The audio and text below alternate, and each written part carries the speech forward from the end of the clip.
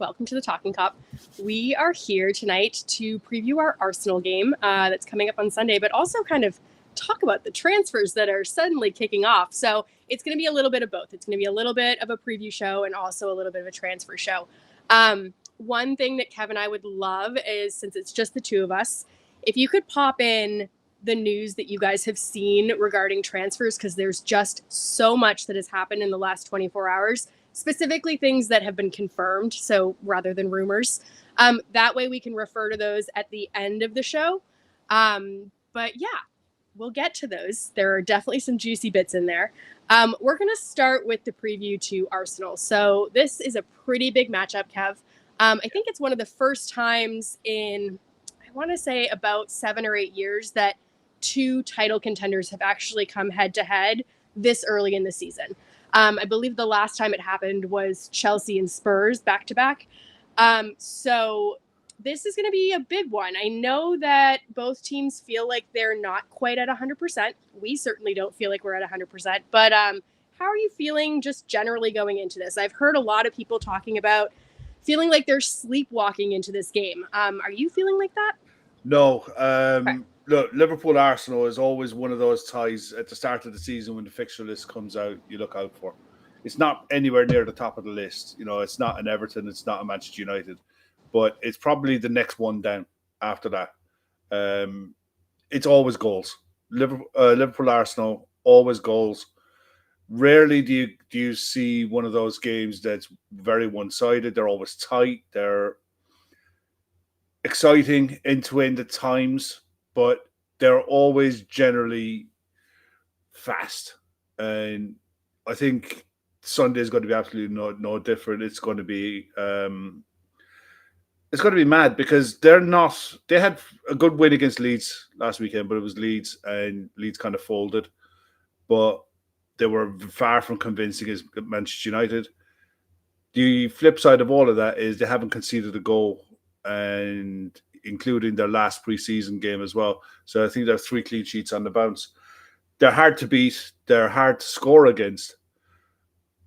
They're arguably going to be up there with us and City fighting for a title. And as much as people like to rubbish Arteta and mock and we all do it, I do it better, more than most, mock the amount of centre-backs that they have, he's built a serious squad, and it's going to be a barnstormer. I can't wait for it. I'm looking forward to it because it always, one of those fixtures, just throws up a lot of memories for me as well, because I always had a thing with Arsenal as a football club. I always liked them. Can't stand their fan base over the last year, probably 18 months. But Arsenal as a football club, I always kind of liked. The likes of David Rocastle, Niall Quinn, Liam Brady. They've always had a strong Irish connection, and there was always a thing. They were always kind of a popular club when I was growing up. And, I always kind of liked the way that they play football as well. So at the moment, I can't really see the old Arsenal in what Arteta is doing, but it's a massive game. The fact that it's this early in the season is probably a blessing in disguise for whoever comes away, if anyone comes away with 3 points, because arguably in a couple of months' time, both sides could hit real form, and it could be an absolute nightmare of a game. Yeah, it feels a little bit like the unstoppable force versus the immovable object, in the sense that you've got Arsenal that doesn't concede many. You're right, they are the only team outside of Tottenham, actually, that have not conceded a goal this particular season. But on the flip side, you've got Liverpool, who have scored in pretty much every single game since almost a full calendar year. The last time was the Forest game, which was in September. So we have a pretty good record of actually getting on the score sheet. I just don't think that this is going to be a particularly high-scoring game. If it is, then something's gone pretty wrong for both teams. And I think we know that our defense is pretty shaky. So if it's going to be high-scoring, I lean in the direction of our defense being the one that crumbles rather than theirs. They have added pretty significantly to their squad. There's been a couple of new additions. Not getting too far into transfers, but they have recently added, it looks like Hincape, on a loan with an obligation to buy. So that's kind of the latest name that's coming through, which adds to their 40 bajillion different left back, center back combinations. But they've also added pretty significantly throughout the team. So, Kev, is there anyone that you look at as an addition that scares you going into this weekend? Scares me, no. I think Eze is the obvious choice that you'd look at and you'd say, yeah, he's a serious talent. If we'd have rocked up and signed every Eze, I'd have been happy. You know, I don't think anyone would have been snubbing their nose at it. He's a quality player, but I'd be more worried about him in 3 months' time. I'm not worried about we know what he's capable of doing in a Palace side, and he has moments in games, but he's had a week's training with Arsenal. And I think if he does start, and I think he will start, it'll be a really emotional day for him, having his Arsenal debut away at Anfield. It's going to be massive for him. See how he handles that, especially with the injuries they have, with Odegaard more than likely going to be the one to drop out. Zubimendi got a massive job on. It's probably his biggest tests of his career in the Premier League so far, given the fact of not just where you're going, but what he's going to be asked to do, especially in transition. Madueke more than likely is going to come in for Saka. Again, we've seen him at Chelsea. There's no real surprises in what Madueke is going to give Arsenal. We know what he's going to do. He's a really good attacking winger who can go both ways, and if you give him space to run into, he's dangerous. Gyökeres, we just don't know what he's going to do. I've always liked him. I mean, I know people. We've all had discussions on him over the summer. I like him a lot. I think, given his size, his strength in the box, his willingness to make runs into channels, he'll be a test for Konate and for Van Dijk, depending on which side Arsenal tend to focus on, which I think they'll more than likely focus down our right-hand side, given the fact that Bradley's only going to be coming back for his first start, and Konate has looked really ropey so far this season. So I think they'll target that channel between right back and centre back to focus their attacks on. So yeah, look, they've got threats. They're not Johnny come latelys to this. They know exactly what they're coming into. They're an experienced side with some good additions. So yeah, it's going to be a proper test for us. You know, we're going to have to be defensively right on it. Yeah, I think there's a couple people in the chat that have mentioned set pieces, and defensively that has been an area that we have really struggled with. So both of our goals against Newcastle were set piece goals. I mean, a throw-in is one of them. Do you think that that's something that Slot and the team have been working on? It's definitely something that he called out specifically in the press conference when he was asked, you know, what can the team do better outside of just not playing at St. James's Park? He mentioned not conceding from set pieces. What do you foresee Slot being able to change in this limited amount of time that could help us defend those set pieces that we know Arsenal are going to be so dangerous with? Not a lot. The thing is, I think what they'll do their level best not to concede corners. It's the one thing that you look at Arsenal. Declan Rice's delivery from set pieces is really good, and he delivers a really fast ball into the box at a really good height that can be attacked from front post or back. I think the thing with Declan Rice and his set piece delivery, it's hard to gauge the flight of the ball as to whether it's going to go near post or far post because of the height that he delivers it at. So he kind of takes the goalkeeper out of the equation. So whoever is going to be on the front post, likely going to be Ekitike, I'd imagine, for his height. He's going to have to be dominant in that front post area and strong, and not allow himself to be bullied off the ball, because that's what Arsenal look for in the near post corners. They look for the flick on and someone coming in on the back post. Also, if they go looking for a short corner and then one to the back post, that's going to be down to Virgil to be able to read that and to make himself big and hard to beat at the back stick, because they have threats everywhere from near post, middle, back post.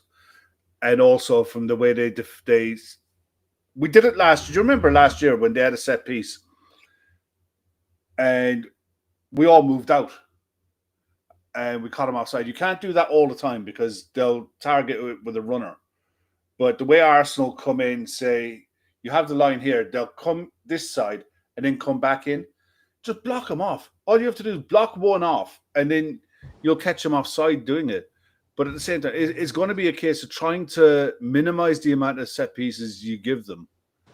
And when the ball comes into the box, win your battles. I don't want to see a case where Mo Salah is marking Gabriel. You know what I mean? Like last week, Mo Salah marking Dan Burn. It was just an accident waiting to happen. Like, luckily, it didn't, but it's not a good look. The flip side of it as well, you're going to have McAllister back more than likely. So we just have to do the basics well. And when we do, don't shit the bed. Arsenal have a set piece. Okay, defend it.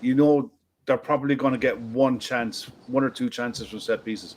Trust your keeper and trust your heading ability. We are a physically big side as well. So we just have to manage our box and manage the space between when we give away set pieces, manage the line better. So like we did for Newcastle's second goal, don't be stupid.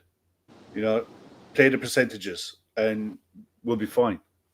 Yeah, I was rewatching that goal today, and not only was it a very high line, but it was just such a clear error from Konate, and I think that he's the player that among all of them, actually Kirkez as well, I think both of them need to have a pretty significant jump in their performance. I mean, anything is going to be an improvement from the Newcastle game, but for me, they were the two that really stood out as sore thumbs. Do you think there's any chance that, I doubt this, but do you think there's any chance that there's a little bit of rotation there with Robertson coming in, just given his experience? Or do you think that the manager sticks with Kirkez? I think if it was Saka, yeah. I think if it was Saka, I think he'd probably give it to Robertson because Robertson is used to him. He knows how to manage or he's good at managing Saka and stopping Saka getting into certain spaces. Madueke is a different kettle of fish. I think Kirkez will probably be the choice on that side. My worry is on the other side with Conor Bradley. It's hard enough coming back from an injury, but coming back from an injury after being out for a while and your first game back is against an Arsenal side who are probably going to target you with a player who they've brought in who's as creative as Eze is. I mean, they could go the other route and play Martinelli, but I think you have to play. No, I think you have to. I think they're going to want that feel good feeling that they had that announcement prior to the Leeds game, and you could feel it really boost the crowd. And I think that if they can carry that forward into this match, that makes a really big difference for just the morale of the team. And he's a better player. I think, yes, Martinelli had the world at his feet, but just hasn't progressed the way that we all thought he was going to. I think Klopp was very, very fond of Martinelli and wanted to sign him at one point in time. But going back to that question I asked you at the beginning of the show, like, is there someone that you fear? It's definitely Eze for me, because it's that creative outlet that I think takes the pressure off of Odegaard, who looks like he'll probably be fit to play. It's not 100%. You know how Arteta is, like, even if he's 15% fit, he'll probably play. But I do think that he takes the pressure off of Odegaard, who has looked a little bit off it recently. That side worries me. I think that the fact that Bradley has gotten this entire week to build up fitness is a help. He looked off it in that Newcastle game, and throwing him in kind of late in such a volatile environment, I think, was probably the least ideal way that you could nurse him back in. So I'm hoping that this week has given him the ability to kind of get there. I think Gomez is also on the track to recovery. I think that, Slot said there was no new injury concerns. So it looks like he will probably be on the bench as well. So maybe if Bradley could give us 60 and then Gomez could give us the final 30, that would probably be my shout there. I mean, Szoboszlai did really, really well there, but I want to see Szoboszlai back in the midfield if we can. So moving up the pitch, that midfield three, last game we did not have McAllister available to us. It looks like he's coming back into fitness. I don't know if he's at full fitness. What is your midfield three going into this game and why? McAllister, Gravenberch, Florian Wirtz. And simply because I think you have to, I think it's the kind of game you would play Wirtz in because he's going to give Zubimendi an absolute nightmare. It's going to be hard enough for Zubimendi to play at Anfield. Oh, anyway, I think it's going to be a tough game for him. It's always a hard game, whoever plays in the six for either side. But I think McAllister and Gravenberch, you have to start from a solid base. I think you play them as a pairing. It protects the back four. And it might protect Konate, give Konate that bit of cover in front of him that he's been missing over the last few games. And look, they're our best two defensive midfielders. I think they have to start. The question is, does Florian Wirtz start over Dominik Szoboszlai for me? Yes. I mean, the only way he's going to bed into the side is by playing him.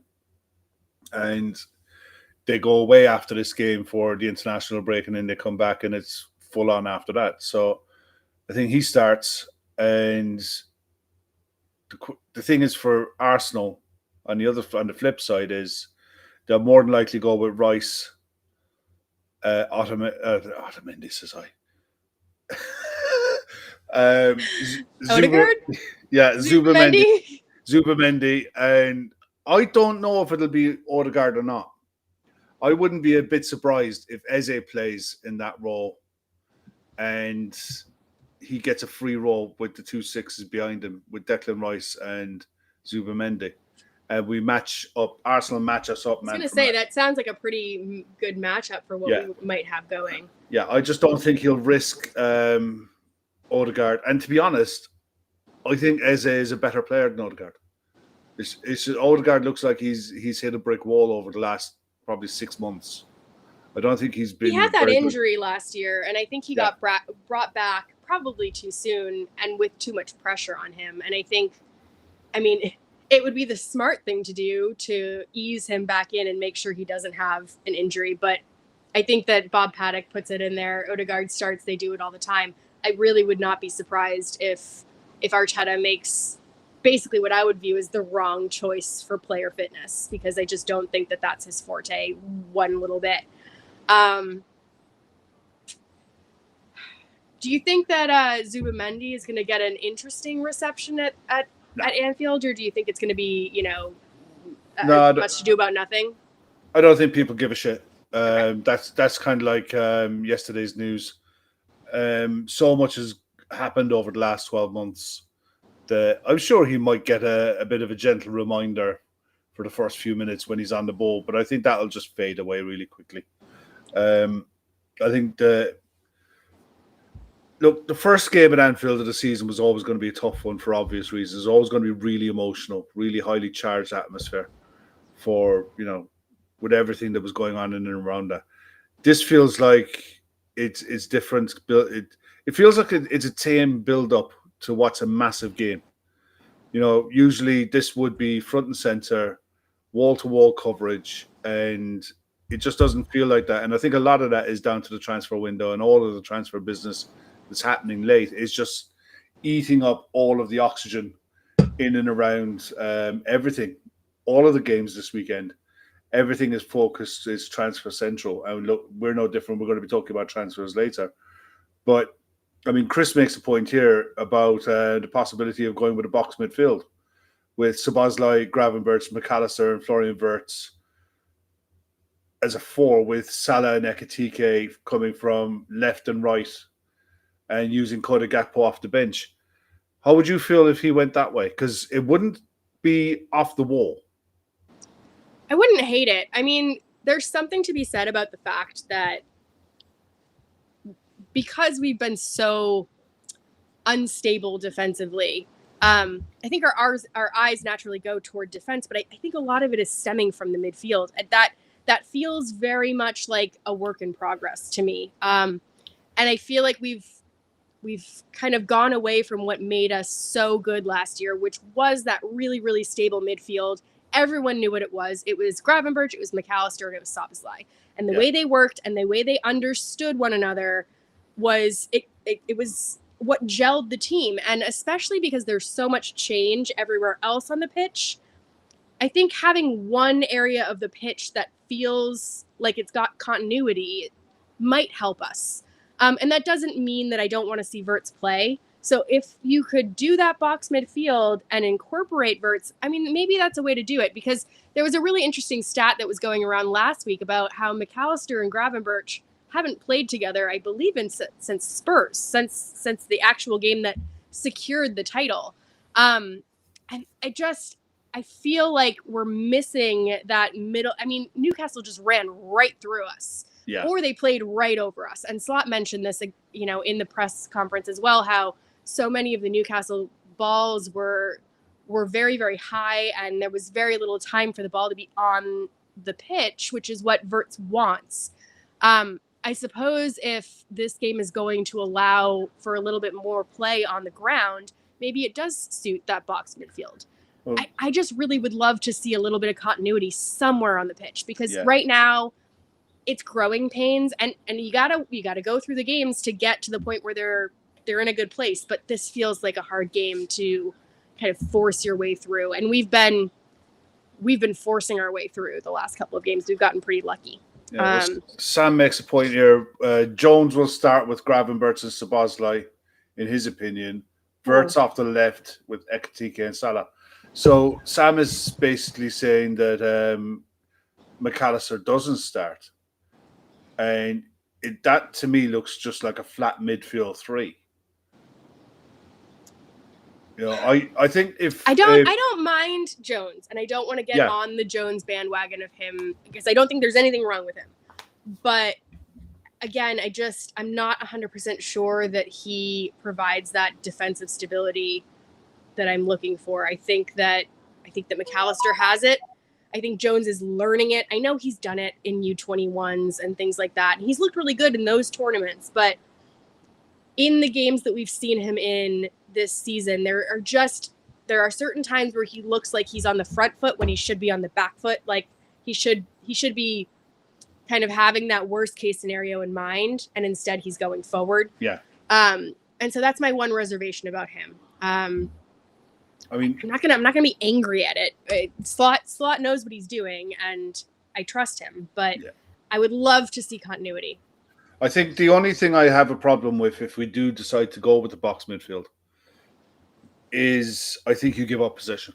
I think you struggle with an out ball, and the way you have to look, the way I looked at Alisson's delivery, especially in the first half against Newcastle, the accuracy just wasn't there, and it was the same in the first game of the season against Bournemouth.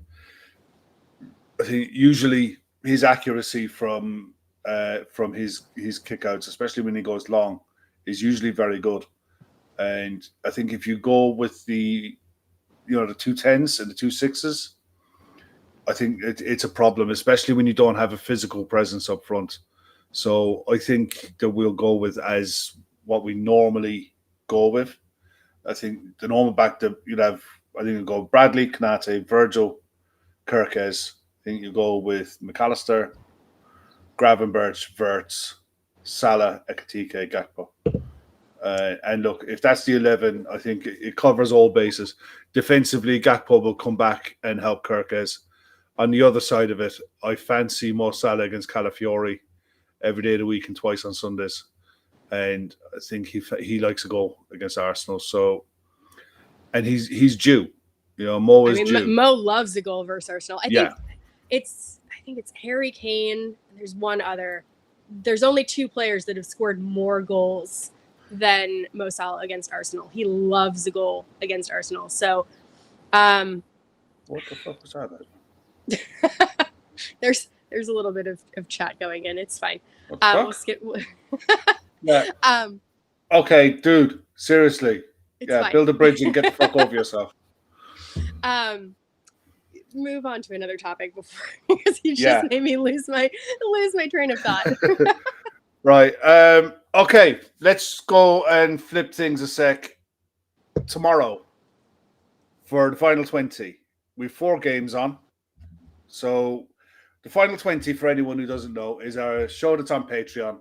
The link for the Patreon is on the screen. If it's something that interests you, give it a go for a month. There's loads of content on there. There's loads of stuff on there that we love to be able to do on YouTube, but we just can't. Things like where we can show clips, we can show detail on games, we do post-match reaction extras. But tomorrow we're going to be doing Final 20, where we just basically recreate Soccer Saturday, but with lots more normal talk about everything that's going on. We do our best, and we have a bit of a laugh with it. So there's that one Saturday. Sunday, we've got the post-match breaking reaction. news. Sorry, Chris Brack. Breaking Brack. news. Andy Robertson confirmed as vice captain for Liverpool Football Club. All right. We'll come back to that one in a sec. We had post-match reaction 15 minutes after the final whistle on Sunday. The lads will be in 10 p.m. on Sunday evening with the normal Fatback 4 on Sunday, 10 o'clock. They'll both be on YouTube. And then Monday, we're going to be doing we'll be doing something around the transfer window shutting down. So keep your bell icons on for 6 p.m. on Monday. We'll try and probably do something Monday. Monday night, we'll do post-match reaction extra, where we'll go through all of the goals, the match incidents, live on Patreon with the clips from the game, and we can talk our way through them. Tuesday, we'll do Ref Watch, and Ashley will be ruling the roost over the refereeing decisions for the weekend.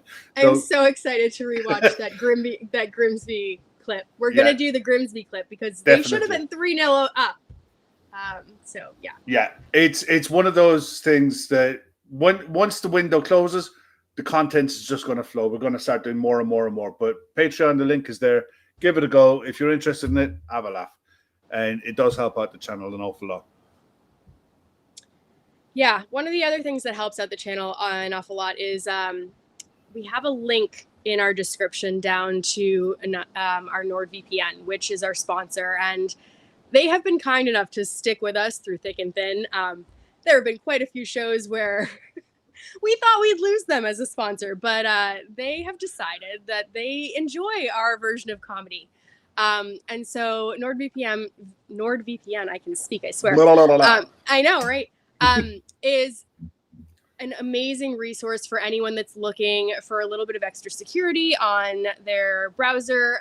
If you're looking for, let's say, certain things that can't be streamed in one country that are streamed in another country, it's a great option for that. And there's some pretty significant discounts available as well. So using that link down below helps the channel out quite a bit. So if you don't have a VPN already, just consider clicking that down below. Like I said, it's one of our very few sponsors, and it does just help keep the channel running. Yeah. And I can just speak firsthand. NordVPN are brilliant. I've been abroad a couple of times now in the last year, and I have used it. It is handy if you're going abroad, even if you're going away for weekends and stuff. Just stick a VPN on your devices. You can, I think, with Nord you can use up to 10 devices. So your phone, your tablet, your laptop, your kids' tablets, just whack it on there, and you can literally put yourself anywhere in the world. For the obvious stuff as well, we all know why we need a VPN. But at the end of the day, it's handy for other stuff as well. So if you are considering getting one, please use the link in the description. It does help us out a hell of a lot. Yeah, definitely appreciate it. Okay, before we get into what people really want to talk about, we're going to get into transfers, I promise, within 5 minutes. If you guys could give us a like on the stream, that would definitely help us as well. The last thing I'm going to ask Kev is what your lineup is going to be going into this game, and then your score predictions along with your goal scorers. Yeah, the lineup's what I pretty much I think Alisson, Bradley, Konate, Virgil, Kirkes, McAllister, Gravenberch, Florian Wirtz, Salah, Ekitike and Gakpo. I think it'll be a draw. I think it'll be a score draw, and I'll go for a Desmond. I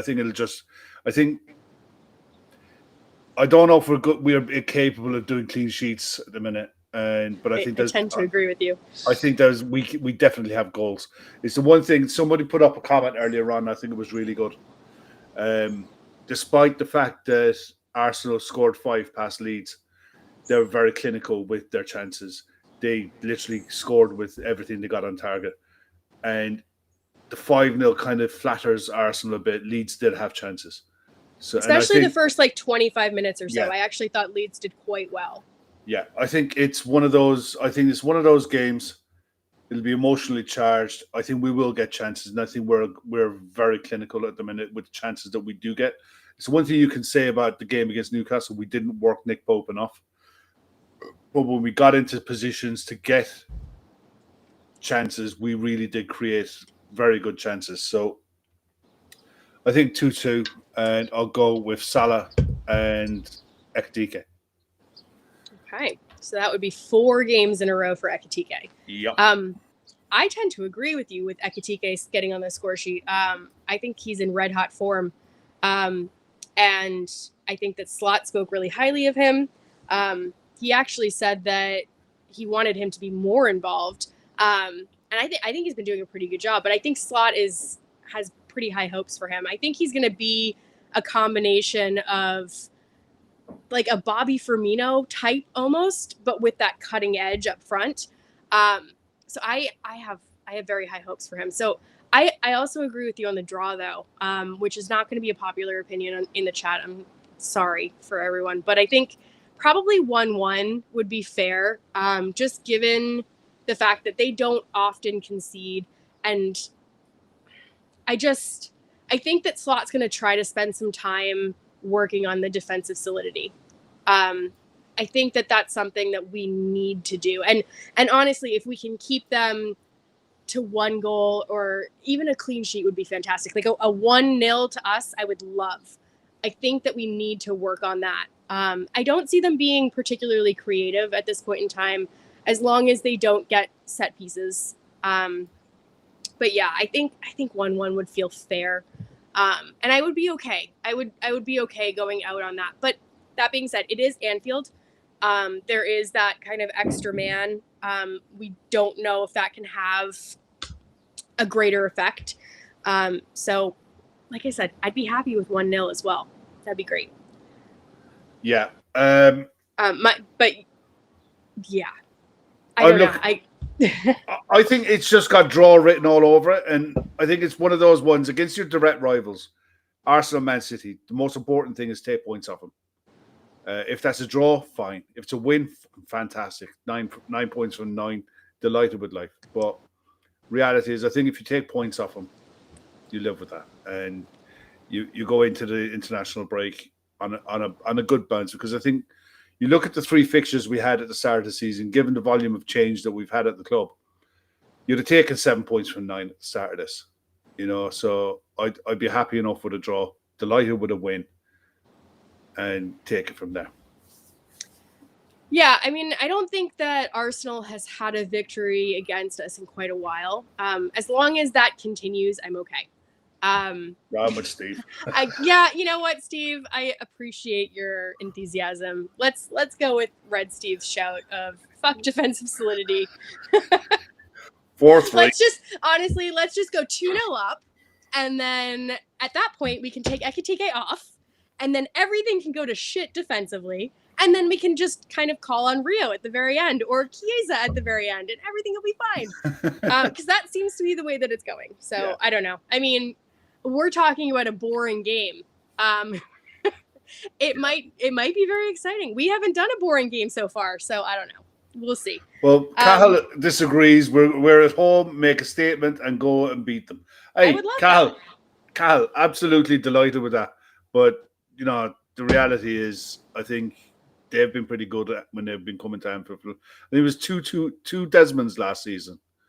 They're always nip and tuck games, and I think Sunday will be no different. But I'll be grinning ear to ear like a Cheshire cat if I'm wrong. I'd be absolutely delighted with life. You know what I mean? I mean, Faster Tortoise is just, you know, he's been on the sauce tonight. Joe Gomez with a 90th +5 winner. God, I mean, can you imagine I think the he'll be on the post-match show? bench.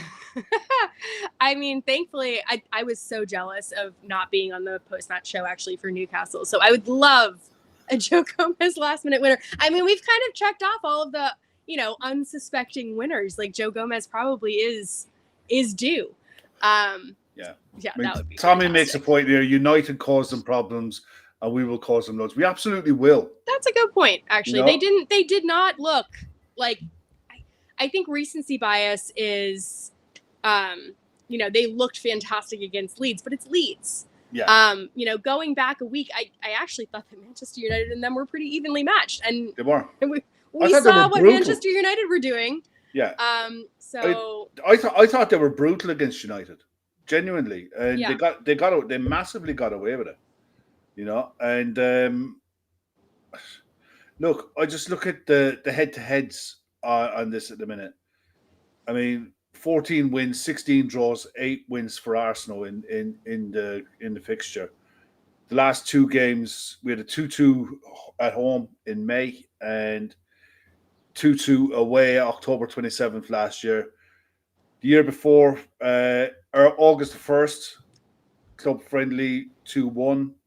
Premier League, Arsenal beat us 3-1, and then we beat them 2-0 in the FA Cup. There isn't much between the two sides, you know, and that's just the truth of it. Over the course of a long haul, over 38 games, I think we're better and we're better equipped to deal with that over a 38-game season. But in a one-off game, anything could happen. Yeah. Well, I think that covers that. I think there's a lot of people in here that want to chat about our transfers. So let's have a go. Let's start with something that's clear and definite that we know for a fact that's related to Liverpool, and that is our cup winner hero, Kostas Tsimikas, Chris Brack's favorite player, going on loan to Roma. This has been confirmed as far as I am aware. It looks like it is a straight loan with no obligation to buy.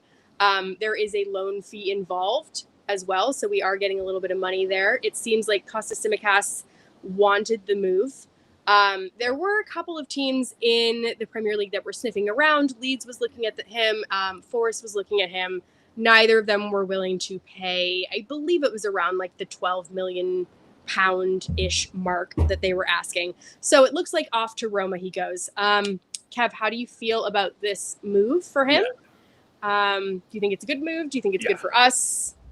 I think it's good for everyone. I mean, he needs to go and play first and foremost. He would have been third choice left back. We don't need 3 left backs. You know, we've got 2 full backs either side, and we've got a utility player in Joe Gomez who can play either side as, you know, an emergency break glass, as long as Joe Gomez isn't broken at the same time. Option. So it was obvious Kostas was going to go at some point. It was just a case of when and how he was going to go. The fact he goes to play in Rome for a year, we get a sizable loan fee. The region of 5 million, as I've seen thrown around, and the fact that Roma are covering all of his wages. What a place to go and play football. You know, what a city. And Kostas, look, he's Marmite for a lot of people, but at the end of the day, he's had some great moments in a red shirt. And no doubt during the international break, we'll look back at some of those. And we might look back at them in a bit of more detail when we go through it on Patreon. But yeah, look, I'm happy for him. Seems like a really good character around the squad as well. Really well liked, really well respected, and one of those players that you have in a squad, knows his role within the squad, doesn't kick up a fuss. You never hear a bad word about Kostas in the press for any reason whatsoever. No drama, no bullshit. He's an honest player, and he is what he is. You know, we got him for pretty much peanuts, and he's given us good service for the time he's been at the club. You know, not everyone's cup of tea, obviously, but at the end of the day, he's been a solid left back for us. And yeah, he'll go and enjoy his last year on loan at Roma, and then more than likely go on a free agency after that. Yeah, I mean, he's 29 now. He'll be 30 by the time that loan is done. I think he deserves it. He deserves game time. He's done enough. Like he has played a big part in this team, and whether or not we like him or he's our favorite player or he caused, heart palpitations for several games, is irrelevant. Like he still is a part of the squad that, that won the league last year. So I wish him like all the best going forward. Let's move on to a couple of other Liverpool adjacent things that have happened. I don't know if we talked last night about Voltamata or if that was available.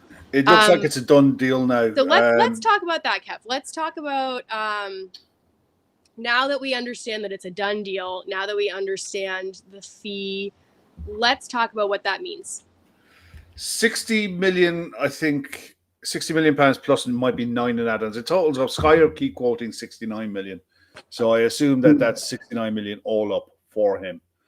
23 years of age, came into Stuttgart as a free transfer, had a phenomenal season, was one of the best players at the Euro Under-21s for Germany, scored a shed load of goals. And he's one of those Peter Crouch type players, Hugo Ekitike type players. Very good on the ground, deceptively good on the ball, knows where the goal is, has composure, can drop deep. Really good bit of business for Newcastle. Definitely need one more. But yeah, if I was a Newcastle fan, I said this last night, I'd be frustrated at the fact that he was available all summer. Everyone knew he was on the move all summer. And they could have got this deal done a lot earlier, given Eddie Howe at least a chance of having a fit striker available to him at the start of the season. And who knows where Newcastle would be on the back of that. But yeah, good deal for them. Definitely one they needed to get over. They had to get one over the line, in a massive way. They were desperate to get that one over the line. Yeah, I think there were probably equal cheers of enthusiasm across Geordie land and also across Liverpool when that finally came in, because I didn't see that coming. That it's a very smart move. And I don't know if there were smoke screens involved with other players or if they just kind of caught wind of an opportunity at the very last minute, or maybe we loaned them Richard Hughes for a day. I'm not 100% sure, but I do feel like that's a really good move for them. It does look like he may not be their only striker. It seems like Visa is still kind of a live thing going on. It looks like he will not be playing in the Brentford game going forward. That being said, Brentford looked to, I think, have had a bid rejected recently. Kev, can you elaborate on that a little bit more? I forget his name. Which one is that now? Oh, the Brentford bid that got rejected today from Bayern. No, it wasn't Bayern. It was Dortmund. I'm sorry, Dortmund. Oh God, someone in the chat can remember his name. He was Max Bayer. Okay. Max Bayer. 45 million was a bid that was rejected by Brentford to Brentford, and I don't know if Brentford go back in at this stage. I honestly think Brentford are one of the clubs now. They're looking at it and goes, look, we've got this. So he's back training with the squad. He probably won't be playing at the weekend. So unless they can get someone in, Vissa's staying at Brentford. We're getting to that point in the window now where it's Friday night. I expected to see movement today from Liverpool on a player, at least one, if not two. I expected to see bids going in today, and nothing's happened. We're against the clock now. I mean, we're going to wake up tomorrow, Saturday. Saturday, Sunday, closes 7 p.m. Monday. As we saw with Voltamata today, he flew into Newcastle last night. His deal was concluded and confirmed around 10 p.m. tonight. So to do a proper medical, you're talking 24 hours. From the time a deal is announced, a fee agreed, a player travels, medical is done. That's a day minimum, and to be able to do two of them, if you're looking to probably maybe even do it on a day that there's a game going on, we're really up against the clock now. Shit's got to start moving. If things are going to happen and deals are going to get done, shit's got to move. And dominoes need to be falling elsewhere. It looks like Strand Larsen is out of the Wolves squad. I watched the Wolves manager give his press conference today, and apparently Strand Larsen has picked up a minor niggle. God love him. He's not at the team. He's not at the team hotel tonight. So I wouldn't be surprised if because I think you have to look at what Newcastle are looking for and the way they're looking to play. They're not looking to play with two up front. They're not breaking up that midfield trio for love nor money. They've brought in wingers to play wide. They're looking for number 9s who can occupy the width of the 18-yard box. Strand Larsen is all of that. Voltemada is all of that.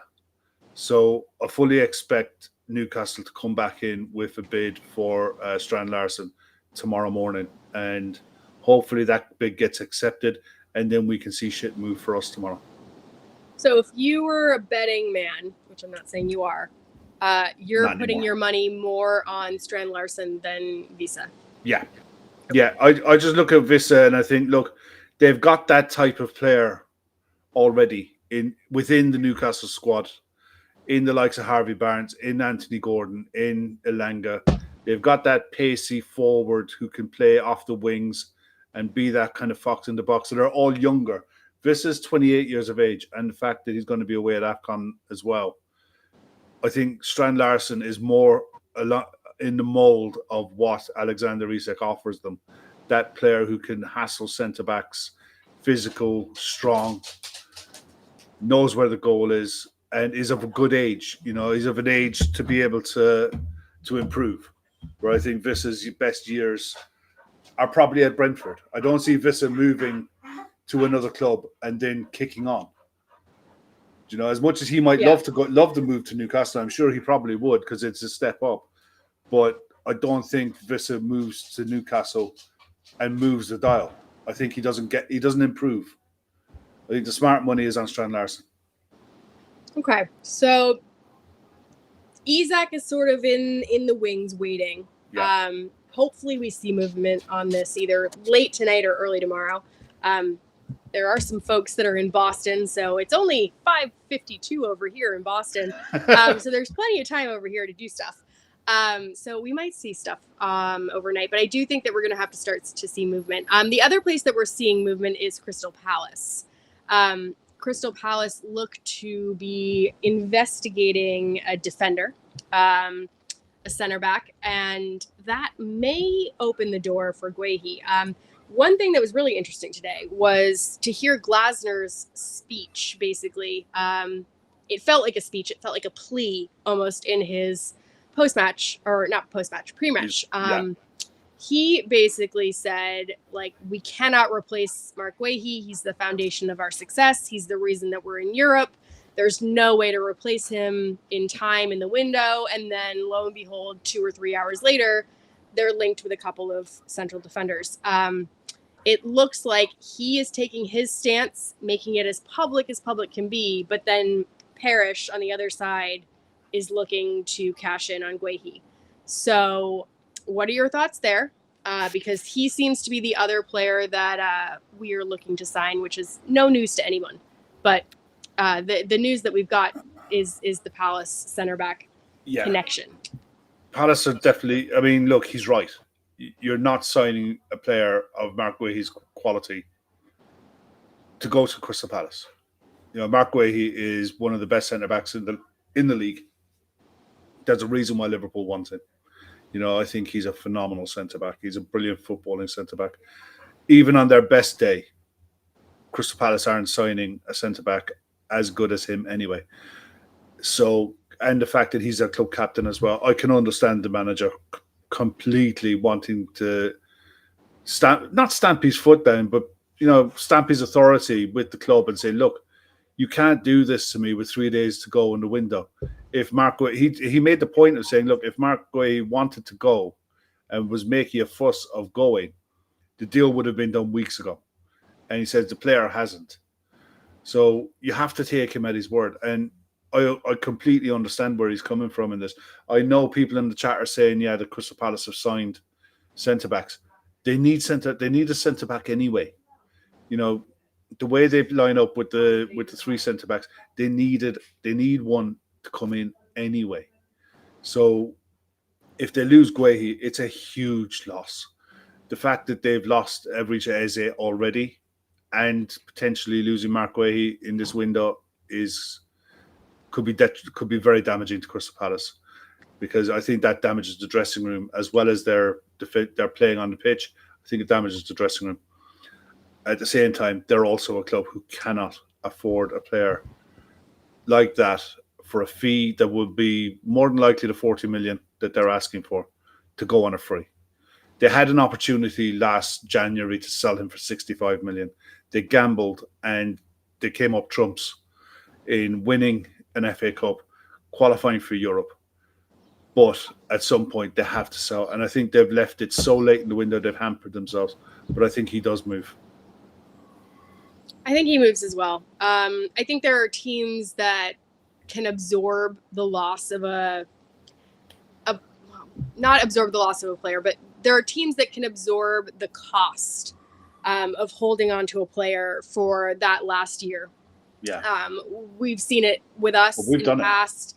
Absolutely, we've done it. I think that Crystal Palace is not one of those teams, though.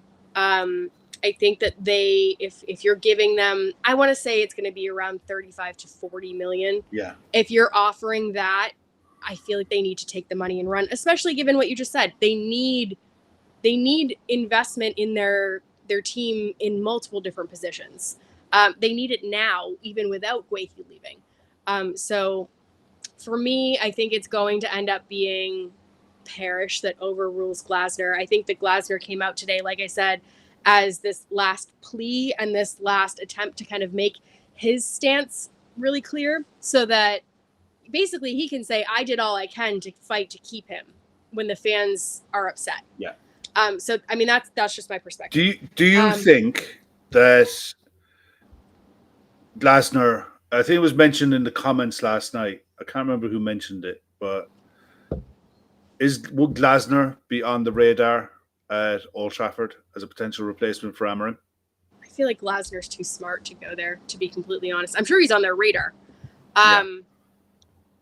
I feel like Glasner reminds me a little bit of Thomas Frank in his intelligence. He doesn't read as an egotistical guy. I think that when United are fishing in their pool, like the ones that are biting are the ego people that are like, oh, I can take Man United back to glory. I believe in myself. And then they kind of fall flat on their face. I don't think Glasner strikes me as that. I think he's just too smart to go there. I think he looks at that situation and 100% recognizes it for what it is. I actually think he's more likely to win trophies with Crystal Palace than with Man United. And that's this year and going forward. I think that there's some comments in there about Southgate getting linked. That makes more sense to me. I think that United go for someone like a Southgate because it's not very exciting. It's something, I don't know. I don't know what. Right. I don't know what United is doing, to be completely honest. They just are repeating cycles. Yeah. Oh, yeah, it is. But for me, it looks like Glasner, with his statement today, is laying a marker down for Steve Parish. Emmett makes a point that not a snowball's chance in hell does Steve Parish allow Mark Guehi to go on a free. And, yeah, I agree with Emmett. I don't think they can. But at the same time, I completely, totally understand Glasner's point of view on it, and you could completely understand the way he's thinking, and it must be soul destroying for him to lose his two best players. But unfortunately, that's the kind of club Crystal Palace are. They are a selling club, and they're usually very good at scouting the next one and the next one. They've done it with so many players in the past that they keep churning over those couple of players every year, and that's what keeps the club going. So, look, it is what it is. Yeah. So there's a couple more transfer kind of things floating around. One of the kind of surprises of the window is Spurs landing Xavi Simons. We all kind of thought Chelsea was his destination. It looks like the injury to James Maddison may have brought Spurs into action. It also looks like the Eze move to Arsenal I was going to say spurred them into action. That was going to be so bad. But you know what I mean. Yeah. It seems like that's what kind of brought this about. Xavi Simons is of interest to us specifically because of the hole he now leaves for perhaps Harvey Elliott to fill. There have been conflicting reports today coming out about Harvey Elliott. Some people have said, yes, they are interested. They are going to look at him. Other reports have said Liverpool are not really interested in selling Harvey Elliott unless it's an offer that really tempts them. Do you think that Harvey Elliott is going to go, or do you think that he's reached the point where we're keeping him more due to depth issues than anything else? Where do you think he ends up? I think he stays. I think if Leipzig wanted him, Leipzig would have been in for him today. They've known that Xavi Simons was on the move somewhere. Yep. It was just a case of when and where. He was always on the move. They did make inquiries, apparently, about Harvey Elliott earlier in the window, but apparently they're looking at someone else as well. So, and I think we need him. Truly, I think we need that quality and depth and availability that he offers. It's just a case of where he's got to get his minutes. I think he'll get his minutes in Europe. I think he'll get his minutes in League Cup games. I think he'll always be available off the bench as an option. I think the Arne Slot has held him back this first 3 games on the strength that he might be on the move, because there was definitely times in the Bournemouth game and in the Newcastle game where he would have been of use much earlier than what he ended up coming on for. So yeah, I think I'd rather have him than not have him at this stage. But Steve makes a point there that came out earlier on today, out of absolutely nowhere. Steve, I was going to get to that. You ruined my transition. Oh, let's go. Let's hear it. No, it's fine. It's ruined now. I can't do it. Oh, sorry. See, Steve, you're ruiner. Steve. But no, we did get a link from our favorite fan. I don't know what you want to call him. ITK, I guess. Guru. He's a transfer guru this summer. Transfer guru? Okay. Our favorite transfer guru, Indy, has provided us with the very random bombshell that perhaps if Harvey Elliott leaves, Morgan Rogers might be on the table for Liverpool. And it certainly caused me to kind of look up from what I was doing, because I'm not going to say no to Morgan Rogers. That being said, that would throw kind of a spanner in the works for what I expected. I mean, that would be like the sprinkles on top of the cherry, on top of the whipped cream, on top of the sundae of this entire transfer window. Because I would love Morgan Rogers, but I don't know. I mean, do we have it in us to get Morgan Rogers? Is this even a thing? I don't know where he fits, and that's the truth. Look, I think Morgan Rogers, if Villa didn't sell Jacob Ramsey, I think it would be definitely something that they'd have to look at, because I think the Jacob Ramsey sale gives them a lot more headroom. I think he's pure profit. Yeah, he is. Morgan Rogers, on the other hand, would be a massive turnaround profit, because they paid, shockingly, $8 million up front, and then rising up to about $16 million for Morgan Rogers, which is just the steal of the last 10 years. Yeah. So they could turn a pretty big profit on him, but I would imagine they'd be asking 70, 80 easy for him. Easy. And you have to look at it. Where does he fit? What is he? And he's a 10, right? He's basically a Verts. Yeah, we don't need him. He's not a need. He's versatile, and I can make the argument that if we can't get a versatile winger, maybe you could get a Morgan Rogers that could play. But would he play? That's the thing. I don't think he does. That's the thing. I think that is a good question. That's the problem. Where would he play? Because he's not going to play in Mo Salah's position. No. He's not going to play in Verts' position. He's not going to play for Gakpo. No. He's not. I mean, you've already got Szoboszlai on the bench over here. Yeah. I don't know. You already got Szoboszlai and Jones on the bench. And if you were looking... I'd much rather spend the money on a 6. I would. As much... And that's what blew me away. I understand the idea behind it. If you lost Harvey Elliott, you'd and if he was available, and if, I just don't. I just think that it's a mad link. It just feels superfluous to what Yeah. we need. It really does. And it's not because I don't love him. I think he's fantastic. He was in a lot of our teams of the season. I mean, the only argument I can get is like, is it not best to wait for Warden? I do agree. Yeah. The only argument that I could make is sort of like that NFL reference where it's like, if you can't get the person you want, you get the best player that's available. Yeah, I mean, at the same time, like I said, I don't think that we need him. No, Chris is making the point here that Rogers was used by Villa as a 10, wide left or centre mid. He could be competition for Gakpo like Diaz was. Yeah, I get it, but you're looking to bring in Alexander Isak. You've got Ekitike there. You've got Gakpo there. You've got Wirtz there. You can only play 11. And there just isn't a space for him in this squad now.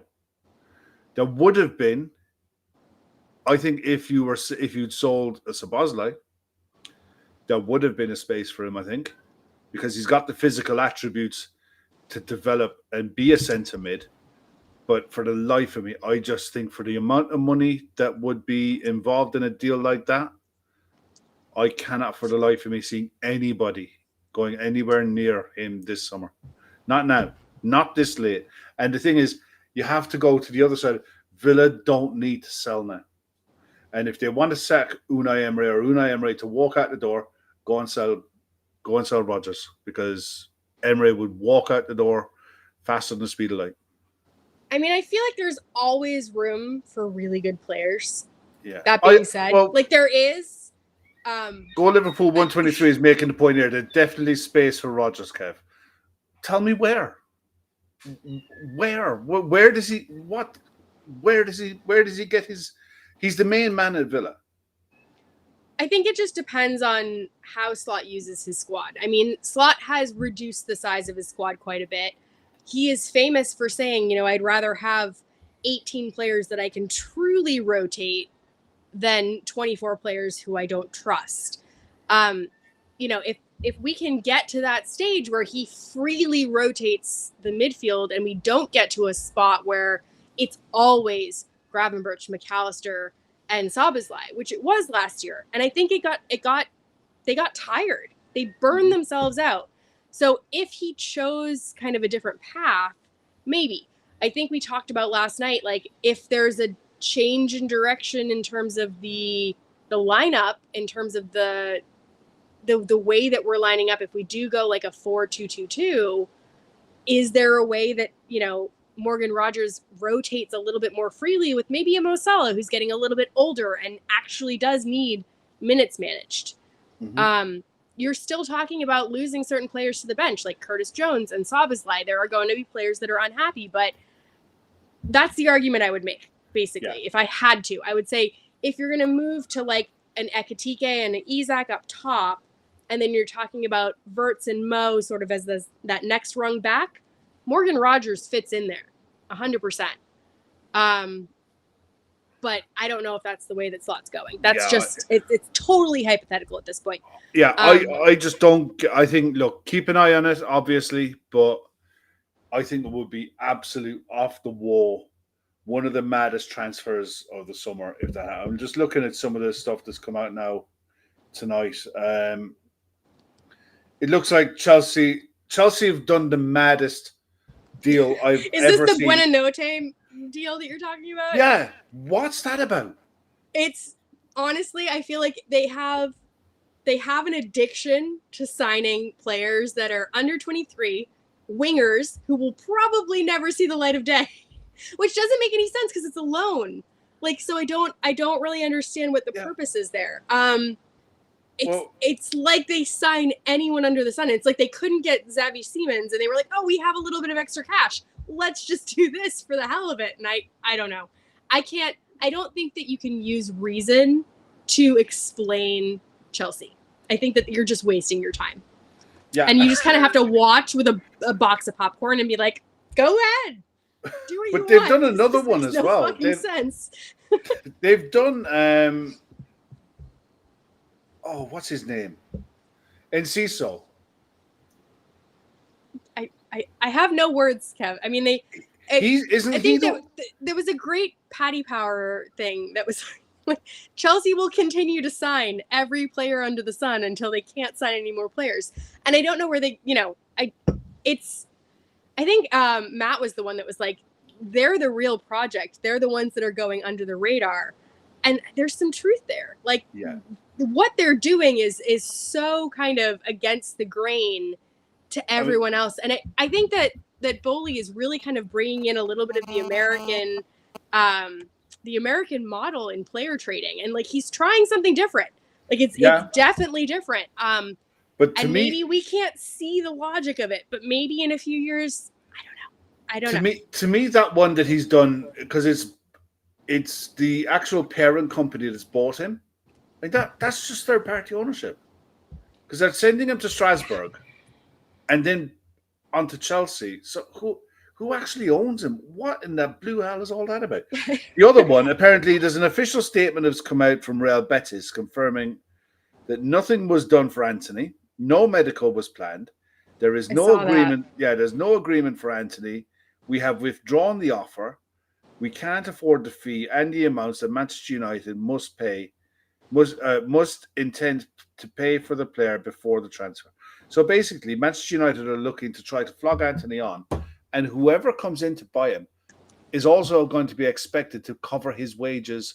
That the difference between what the buying club is willing to pay him as wages and the difference of what he's losing out on in wages from Manchester United. That's insane. The other one that's come out is Rasmus Højlund. Looks like he's on his way to Napoli.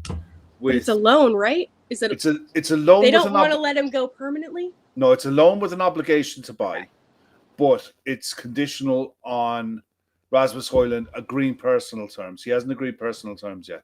So we'll see what happens with that one tomorrow. If he doesn't agree personal terms, I almost feel bad for Anthony. Like, I almost feel bad for him.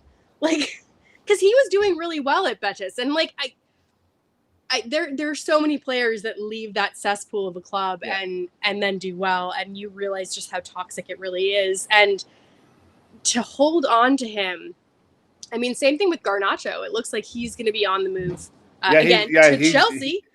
He's done deal to Chelsea because they need more players, they need more wingers. But even him, like, it's one of those things. I think Chelsea probably see the fact that players can improve leaps and bounds once they leave that club, and they're banking on that because it's a lot of money to pay. But still, what is there? Breaking news? Well, there's a one that Indy released. Right. What did Indy do? Okay, share with us. He understands that Chelsea have verbally offered £70 million to Barcelona for the services of Fermin Lopez.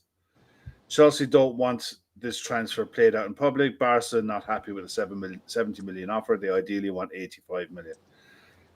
If they get him, he's a serious player.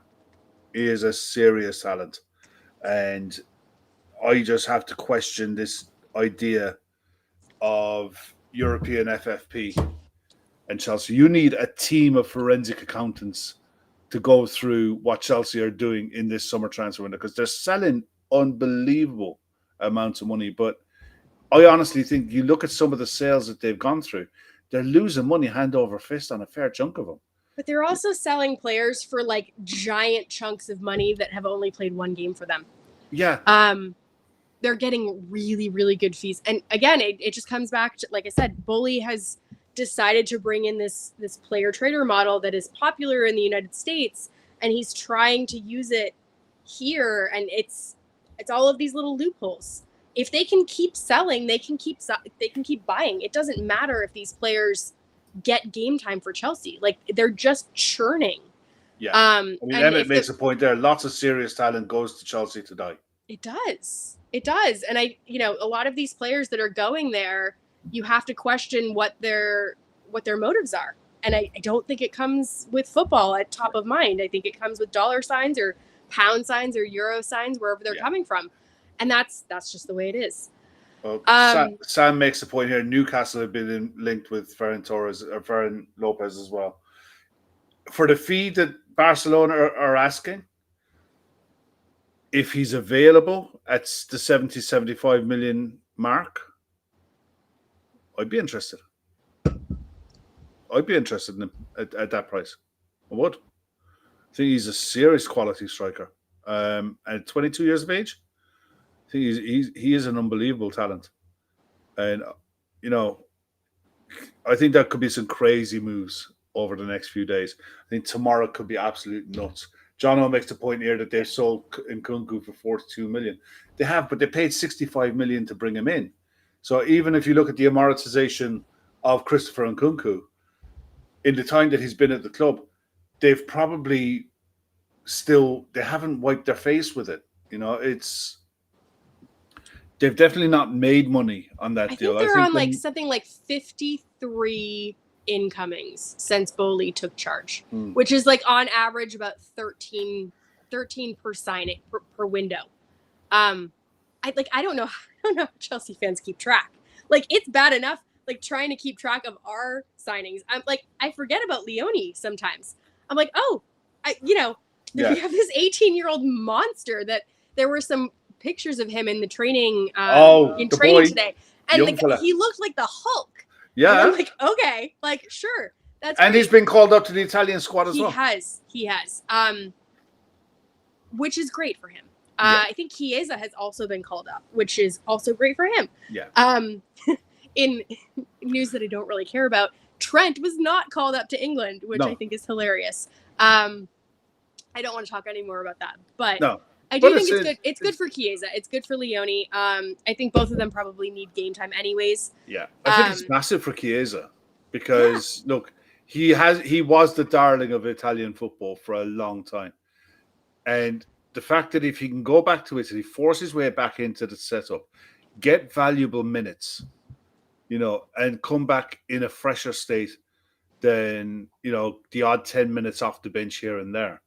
If he can go away with Italy and get meaningful minutes in the two internationals that they got coming up, then it's only a plus for us. Sometimes when players, especially squad players, go away on international duty, it can be a real big bonus for us.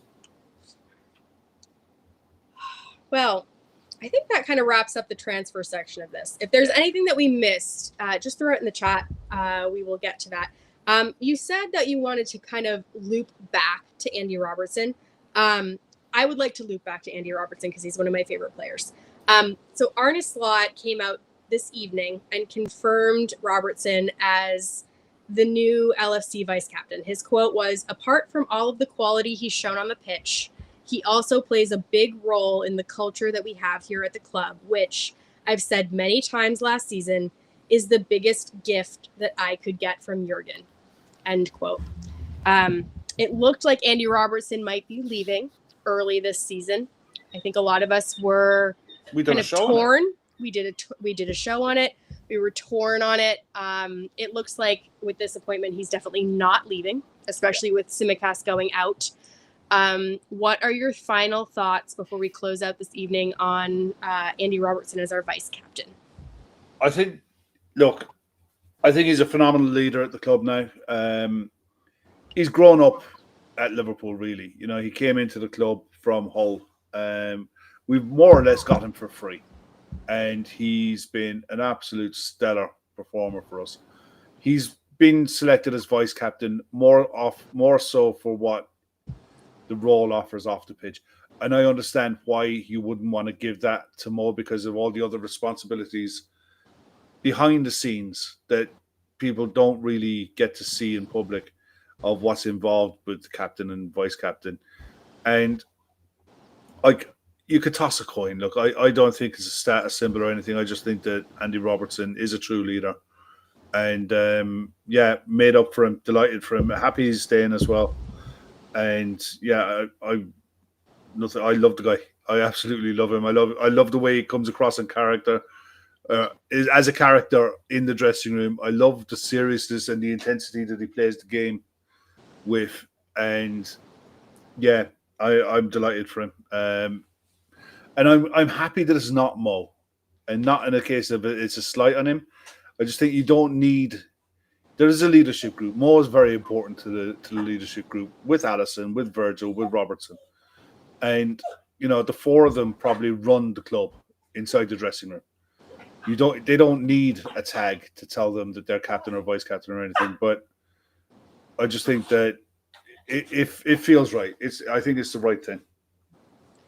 I think I agree. I think Mo leads by example and has so much respect from the players that he doesn't really need a title.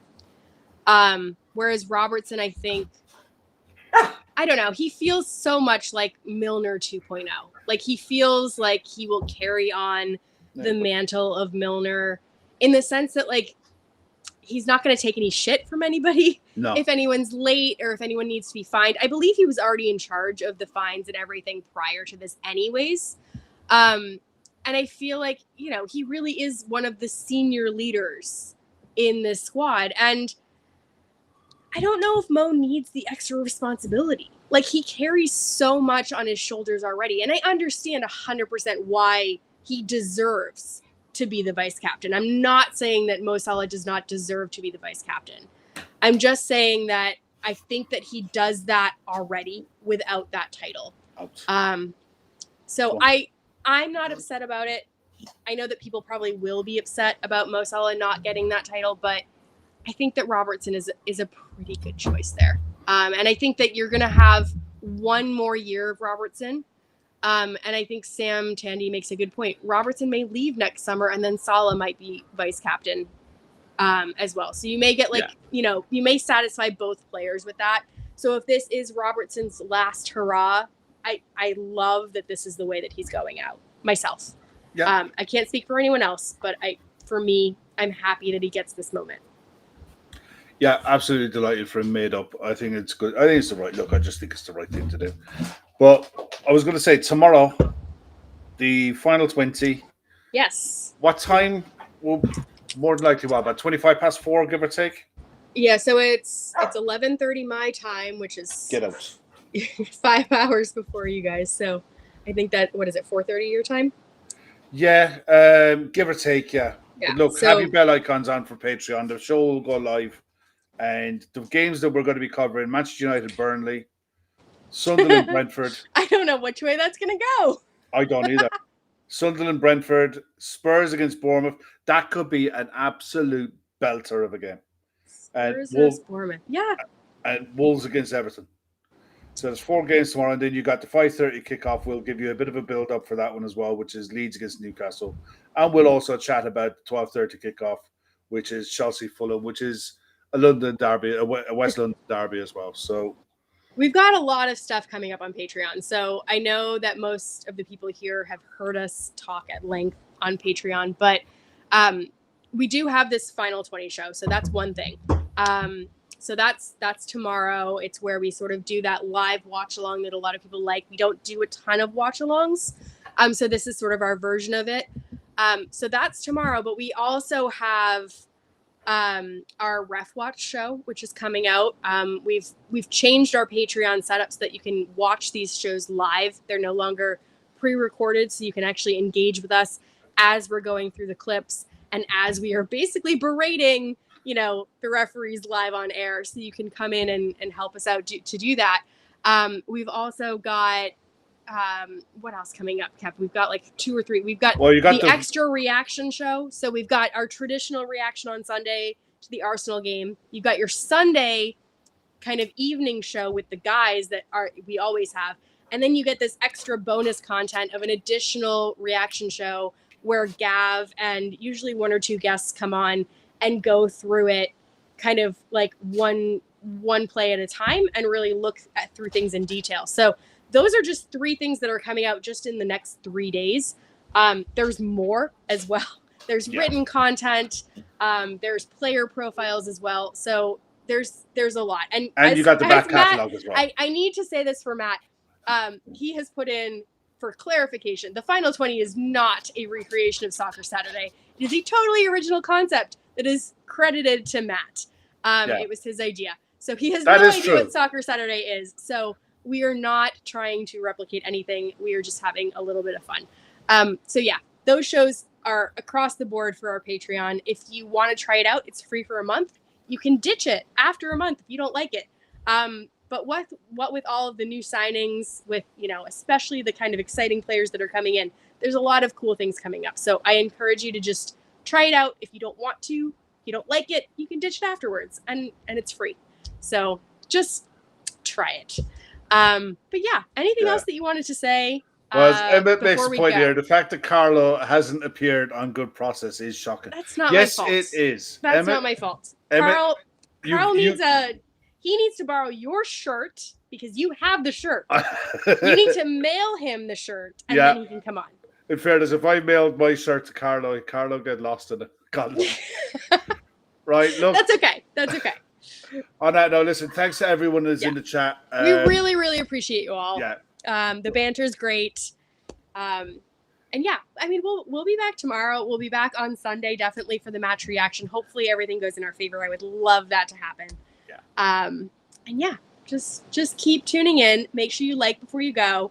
If there's anything that we've missed out on transfer-wise, like throw in a comment and let us know, because there's just so much happening. So keep the bell icon on and we will react as we go. But for tonight, that's it for us. Thank you, Kev. No worries. Thank you, everyone in the chat. Really, really appreciate you guys tonight. Kind words and everything. So have a great night, and we will see you tomorrow. Good Bye, night. everyone. Slán.